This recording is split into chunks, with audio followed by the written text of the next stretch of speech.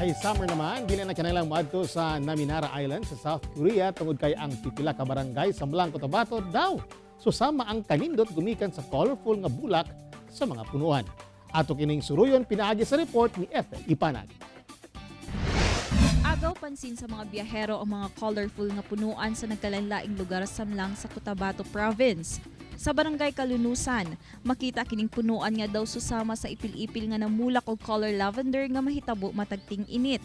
Sa barangay Bialong, makakuha sa imong atensyon kining punuan sa Nara nga napuno sa bulak nga color yellow nga inig summer sa mamulak.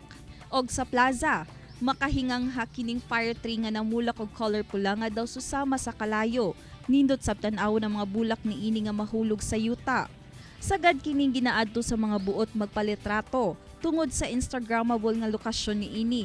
Plano sa lokal nga kagamhanan nga motanom og daghan pang punuan sa maong plaza aron mahimong tourist attraction nga daw susama sa Naminara Island sa South Korea nga napuno sab sa mga nindot nga punuan sa kahoy. Ako si Ethel Ipanag para sa One Mindanao.